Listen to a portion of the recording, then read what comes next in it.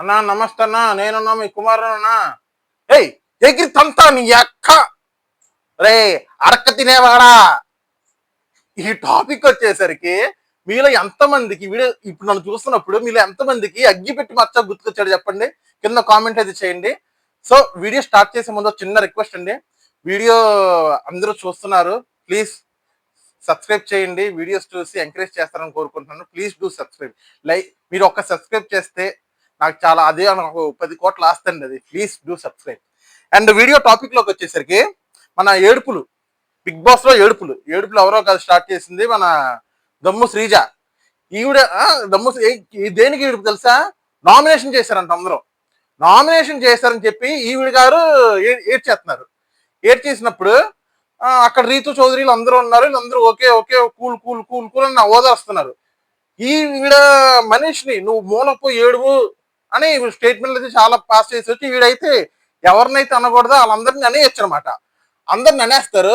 ఈవిడ మాత్రం ఏమనంటే మాత్రం తీసుకోరు. ఇప్పుడు దాకా నేను దమ్ము శ్రీజ ఒక స్ట్రాంగ్ పర్సన్ అనే డబ్బా రేకుల్లో వాగుతుంది, ఏదైనా స్ట్రాంగ్ పర్సన్ కంటెంట్ ఇచ్చిద్దిలే అని నేను అనుకున్నాను. కానీ ఇక్కడ జరిగింది ఏంటంటే ఒక నలుగురు ఐదుగురు ఏమన్నా కానీ ఆవిడ అయితే తీసుకోలేకపోతున్నారు. తీసుకోలేదు, పైగా ఏడుపు ఏడుపు రంగం మొదలు. మరి ఆ ఏడుపు నిజమో అబద్ధమో అని తెలియదు. ఎందుకంటే బిగ్ బాస్ లో ఏది నిజమో ఏది అబద్ధమో మనకి బిగ్ బాస్ చూపించేది ఒకటి, కానీ లోపల జరిగేది మాత్రం ఇంకొకటి.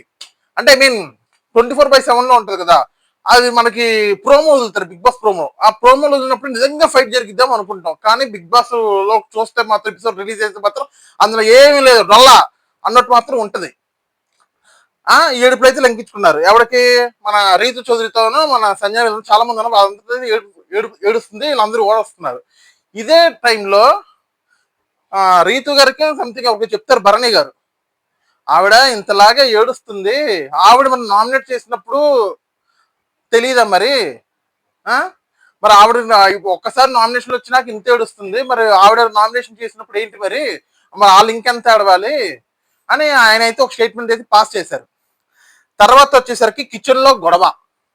ఈ కిచెన్ లో గొడవ వచ్చేసరికి సంజన గారు ఇళ్ళంగానే ఆవిడైతే వంట చేసుకుంటున్నారు. ఆవిడ వంట చేసుకుని ఆవిడ ఫుడ్ ఆవిడ వండుకొని తింటారంట.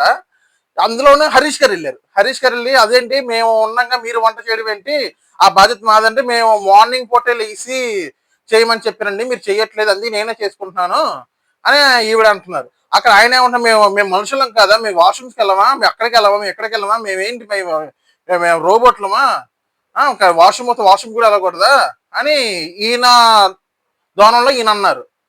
అది తప్పని ఆవిడ ఫీలింగ్. కానీ అదే నిజంగా తప్పని ఫీలింగ్ అయితే హరీష్ గారు చేశారు. ఏమని? ఆయన వంట ఆయన చేసుకుని వాళ్ళందరి మీద అలిగి ఆయన వంట ఆయన చేసుకొని ఆయన తింటున్నారు. అది బిగ్ బాస్ అది చూసి బిగ్ బాస్ సంజన కెప్టెన్ గా ఉన్న సంజనకే చెప్తారు, అది చేయడం కరెక్టా అంటే లేదు బిగ్ బాస్ కరెక్ట్ కాదు, బిగ్ బాస్ నేను చూసుకుంటాను బిగ్ బాస్ అని చెప్పిన ఈవిడే వెళ్ళి ఈవిడికే వంట వండుకోవడం ఏంటిది? ఇది కరెక్టా? అఫ్ కోర్స్ సంజన గారు అంటే కొంచెం అభిమానం ఉంది, సీనియర్ ఆర్టిస్ట్, ఓకే. కానీ బిగ్ బాస్ ఏది తప్పు అయితే నేను తప్పు అని చెప్తాను, రాంగ్ అయితే రాంగ్ అని చెప్తాను, కరెక్ట్ అయితే కరెక్ట్ అనే చెప్తా. ఒకళ్ళ ఫ్యాన్స్ కి నేను వ్యతిరేకిని కాదు, నేనైతే ఎవరికి సపోర్ట్ చేయను. నేను బిగ్ బాస్ రివ్యూస్ చెప్తా, ఉన్నది ఉన్నట్టు చెప్తా. అండ్ తర్వాత వచ్చేసరికి ఇమాన్యుల్లోకి అగ్గిపెట్టి మచ్చ పూడాడు. ఇందాక మీ స్టార్టింగ్ వీడియోలో నేను చెప్పా కదా, ఇమాన్యుల్లోకి అగ్గిపెట్టి మచ్చ పూడాడు, నేను అగ్గిపెట్టి మచ్చలాగా నేను చేశానని చెప్పా కదా. సేమ్ అదే స్కిట్ మన ఇమాన్యుల్ చేస్తారు. అగ్గిపెట్టి మచ్చ, నా నమస్తక్క, నా నమస్తన్నా, నా సుమనన్న, కత్తిలో ఉంటావు నువ్వు, సంజన కత్తిలో ఉంటావు అక్క, నువ్వు మామూలు అక్క గుడ్ మార్నింగ్ అని ఈ రకంగా అయితే చెప్తాడు. చాలా అంటే చాలా ఫన్నీగా ఉంటుంది. అండ్ తర్వాత వచ్చేసరికి కన్సెన్షన్ రూమ్ లోకి ఇది మన రీతు చౌదరి గారిని కన్సెన్షన్ రూమ్ లో పిలుస్తారు బిగ్ బాస్ పిలిచి మీరు ఏమైనా సీక్రెట్స్ చెప్పాలనుకుంటున్నారా అని నేను విన్నాను, మీరు ఏమైనా సీక్రెట్స్ చెప్పాలి అనుకుంటే నాకు చెప్పండి, నో ప్రాబ్లం అని అంటే ఎదురుగా చికెన్ చూపిస్తారు. చికెన్ చూపిస్తే ఆవిడకి పాపం ఎమోషనల్ అయిపోయి కంటదర పెట్టేసుకుంటారు. ఈ చికెన్ తినాలంటే బిగ్ బాస్ లో మీకు ఏది ఊరకనే రాదు, మీరు ఒక పని చేస్తేనే మీరు చికెన్ తినగలుగుతారంటే ఏ పని బిగ్ బాస్ అంటే ఇలా మీరు అక్కడ ఉన్న వాళ్ళందరూ సీక్రెట్స్ నాకు చెప్పండి, మీరు ఆల్రెడీ చెప్పారు అని నాకు అందరి గురించి నాకు తెలుసని మీరు మీ నోట్ మీరు అంటే నేను అది విన్నాను, సో నాకు చెప్పండి అంటే, ఓకే బిగ్ బాస్ అందరి గురించి చెప్తాను, నాకు కొంచెం టైం ఇవ్వండి అంటే, ఈ లోపల మా తనుజ గారి గురించి చెప్పండి అంటే, తనుజ గారికి ఆల్రెడీ ఒక క్రష్ అయితే ఉన్నారు, ఆ విషయం నాకు తెలిసింది. కానీ ఇక్కడ మాత్రం మన కళ్యాణ్ మీద కొంచెం క్రష్ లాగా అయితే అనిపిస్తుంది, కొంచెం మంచితనంగా ఉంటుంది ఆయనతో. మరి అది నేను క్రష్ ఏమో అని నా ఫీలింగు అని అంటున్నారు. ఒక పని చేద్దాం బిగ్ బాస్, నాకు ఈవినింగ్ వరకు టైం ఇవ్వండి, అందరూ రహస్యాలు తెలుసుకొని మీకు చెప్పేస్తాను, ఈ చికెన్ నాకు సాయంత్రం పర్లేదు అని చెప్పి అని చెప్తారు. బిగ్ బాస్ సరే అయితే నాకు సాయంత్రం కల్లా నాకు ఎవరో రహస్యాలు అన్ని నాకు చెప్పండి అంటారు. తర్వాత వచ్చేసరికి మన సంజన సీక్రెట్ వెళ్ళంగానే సంజన సీక్రెట్ అడిగేస్తారు. ఏమని, మీకు పెళ్లికి ముందు ఏమన్నా ఎఫైర్స్ ఉన్నాయా, బాయ్ ఫ్రెండ్స్ ఉన్నారా అంటే వెంటనే ఓపెన్ అయిపోతారు సంజన. ఈ విషయం ఎవరికి చెప్పొద్దు, మా ఇంట్లో మా పేరెంట్స్ కి మా హస్బెండ్ కి కూడా తెలియదు, ఇది ఎవరికి చెప్పొద్దు ప్లీజ్. ఆ బిగ్ బాస్ లో అస్సలు తెలియదు ఇలాంటి రహస్యాలు కూడా. మరి ఎందుకు రివీల్ చేశారో, పర్సనల్ రివీల్ ఎందుకు రివీల్ చేశారో నాకే తెలియట్లేదు. మరి జనాలు కంటెంట్ కోసం రివీల్ చేశారో అయితే అనుకుంటున్నాను. సో టాపిక్ లోకి వెళ్ళిపోతే సంజన గారు చెప్పేస్తారు, నాకు పెళ్లికి ముందు క్రష్ అయితే ఉన్నారు, బట్ నేను తనకి చెప్పాను ఇలా ఇలా యాక్టర్ అవుతాను నేను అంటే, వెంటనే నన్ను ఇక్కడ కొట్టాడు, ఇక్కడ కొట్టి ఇక్కడి నుంచి ఇక్కడ దాకా ఘాటు పడితే ఎవరు తీసుకోరు యాక్టర్ గా అని ఆయన, తర్వాత మనమే ఇంక పెళ్లి చేసుకోవచ్చు ఇంకా ఆ ఉద్దేశంతో నన్ను అయితే కొట్టారు, అది జరిగింది. తర్వాత ఆయన ఒక కార్ యాక్సిడెంట్ అయితే చనిపోవడం కూడా జరిగింది, ఇదంతా జరిగింది అని ఆవిడకున్న సీక్రెట్ అయితే రివీల్ చేశారు. అది మన బిగ్ బాస్ కూడా చూపించేశారు. తర్వాత వచ్చేసరికి ఇమాన్యుల్ సీక్రెట్. ఇమాన్యుల్ సీక్రెట్ అడిగితే ఇమాన్యుల్ ఏ సీక్రెట్ లేవు, నేనంతా అంత ఓపెన్ మైండ్, అంతా నాదే సీక్రెట్ లేదు, అది అంతా ఏమి బొంగు భాష అన్నట్టు ఏమి లేదు నాకు అని చెప్పారు. అక్కడిది అయిపోయింది. ఇంకా సంజన తర్వాత వచ్చేసరికి బిగ్ బాస్ అయితే టాస్క్ అయితే పెడతారు. టాస్క్ వచ్చేసరికి ఇక్కడ ఫ్రూట్స్ ఇస్తారు, ఒక చెట్టు ఇస్తారు. ఆ టాస్క్ లో వచ్చేసరికి చెట్టు మీద యాపిల్స్ అవి ఉంటాయి సంథింగ్, వాటి మీద ఎవరు ఫ్రూట్ మీద వాళ్ళ పేరైతే రాసి ఉంటుంది. వాళ్ళ పేరు రాసున్నప్పుడు అది మీరు వచ్చి తీసుకోండి, తీసుకొని దాని గురించి నేను ఏ కలర్ అయితే విత్తనం వచ్చిందో ఆ విత్తనం గురించి నేను తర్వాత చెప్తాను అని బిగ్ బాస్ అంటారు. ఎవరు ఫ్రూట్ వాళ్ళు తీసుకుంటారు. వీళ్ళు ఎవరైనా ఫ్రూట్స్ మార్చుకోవాలనుకుంటే మార్చుకోవచ్చు అంటే వీళ్ళు మార్చుకుంటారు. ఎవరు మన ప్రియా కానీ, మన శ్రీజ కానీ, వీళ్ళు రీతు చౌదరి కానీ, వీళ్ళందరూ ఫ్రూట్స్ అయితే మార్చుకుంటారు.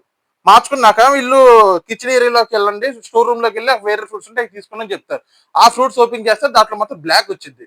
సో బ్లాక్ వచ్చింది కదా అని చెప్పి తర్వాత వాళ్ళు చూసుకుంటారు, తర్వాత ఏం జరిగింది అనేది మనం తర్వాత చూద్దాం అని చెప్పి వాళ్ళు అనుకుంటారు.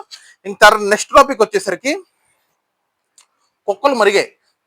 కుక్కలు మురిగాయి అంటే ఎవరు నిద్రపోతేనే కదా కుక్కలు మురిగేది. ఈ నిద్రపోతున్నప్పుడు ఎవరు మన సంజన గారు కానీ, మన భరణి గారు కానీ, మన ఇమాన్యుల్ కానీ, ఫ్లోరా కానీ, వీళ్ళందరూ అయితే నిద్రపోయారు. నిద్రపోయినప్పుడు కుక్కలు మురిగాయి. ఇంతలోకి మనోడు వచ్చాడు, డివన్ పవన్ వచ్చి ఏదన్నా చెయ్యండి, ఏదైనా డైలాగ్ చెప్పండి మీరు అని భరణి గారిని అడిగితే, భరణి గారు చెప్పారు డైలాగ్ అసలు నాకైతే రాదు డైలాగ్. నాకైతే డైలాగ్ అసలు రాదు, నా నోరు కూడా తిరగట్లేదు, అది ఆయనకే సాధ్యం, హ్యాట్స్ ఆఫ్. తర్వాత వచ్చేసరికి మన ఏమంటారు, మన ఫ్లోరా సైని అను సుమన్ శెట్టి వీళ్ళిద్దరు కలిపి అయితే డాన్స్ ఇస్తారు. మీరిద్దరూ కలిసి ఏదైనా స్కిట్ లాగా చేయండి అంటే వాళ్ళిద్దరు చక్కగా డాన్స్ చేస్తారు. అసలు వావ్ అనిపించింది అసలు. దాని సుమన్ శెట్టి గారి డాన్స్ అయితే అద్భుతంగా ఉంది అసలు. ఇలాంటివి అయితే జరిగినాయి. కుక్కలు మురిగినందుకు టాస్క్ చేశారు, చాలా గుడ్ అనిపించింది. పవన్ కూడా దీంట్లో బాగా ఎంకరేజ్ చేశారు, వాళ్ళందరితో పాటు కలిసి బాగా పార్టిసిపేట్ చేశారు, చాలా బాగుంది అనిపించింది. తర్వాత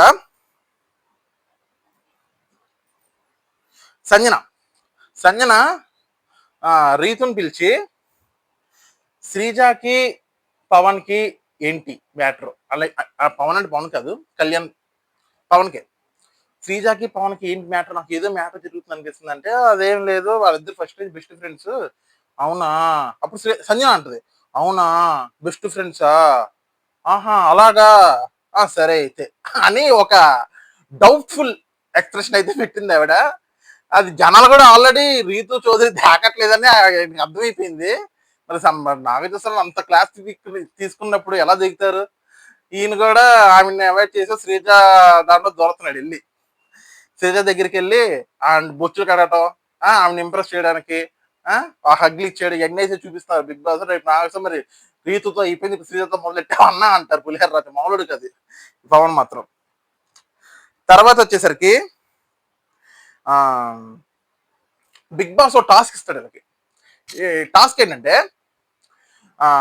ఇందాక మీకు ఇచ్చిన విత్తనాలు ఉన్నాయి కదా, అవి వచ్చిన వాళ్ళకి బ్లూ కలర్ విత్తనాలు వచ్చిన వాళ్ళకి ఎంతమంది అయితే ఉన్నారో వాళ్ళందరికీ నేను ఒక ఇది ఇస్తాను. మీ ఇంట్లో వాళ్ళ నుంచి ఒక మెసేజ్ అయితే నేను ఇస్తాను.